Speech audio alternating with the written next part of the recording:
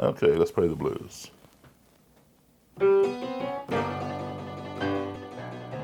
I just viewed the Klan as another culture, another group of people.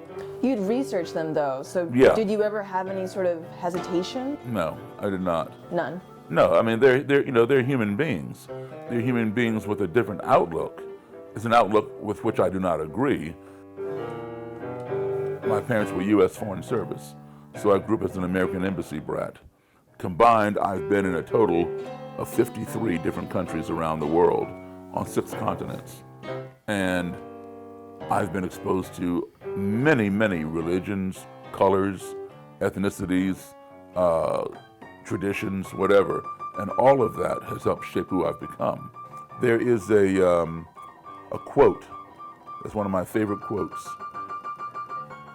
Mark Twain, "Travel is fatal to prejudice, bigotry, and narrow-mindedness, and many of our people need it sorely on these accounts.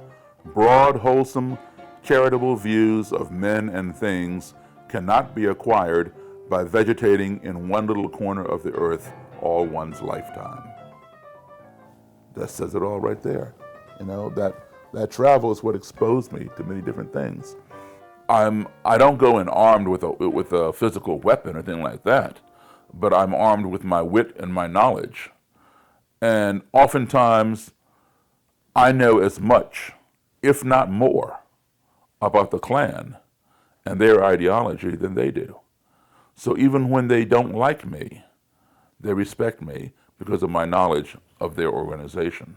I will follow right man to hell and back because I believe in what he stands for and he believes in what I stand for. A lot of times we don't agree with everything, but at least he respects me to sit down and listen to me. And I'll respect him to sit down and listen to him. I'm willing to sit down and talk with my opposing party. I'll give them a platform and say what you got to say. Would you talk to black supremacists? Yeah, absolutely. And now some of those, have treated me even worse than the Klan. And I understand it, but it makes no sense. But I understand it. Who's talked to you worse? Some members of Black Lives Matter and some other black supremacists. But here's the thing.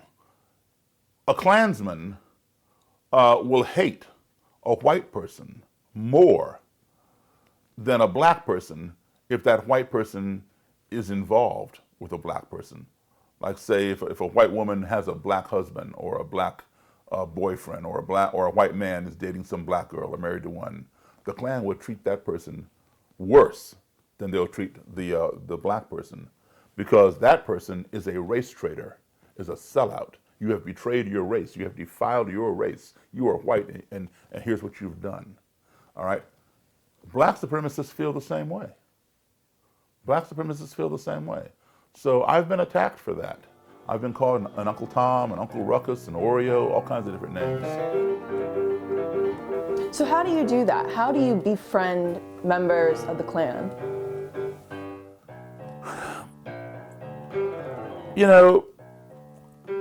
It happens.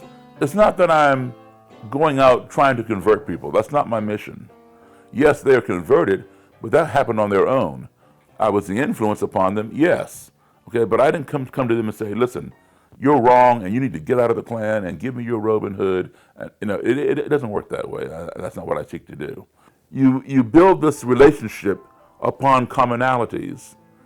And as they begin to see that you want some of the same things that they want, you want better education for your family, for your children.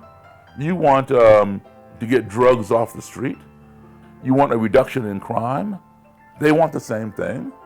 So you find those commonalities and that you build upon them and make this relationship, and you think, that person wants the same thing I do. What's really the difference? And then they say, oh, wait a minute, can I really hate that person over there? They don't fit the stereotype that I was brainwashed into believing, that all black men are on welfare, they sell drugs, and all they do is go around raping white women.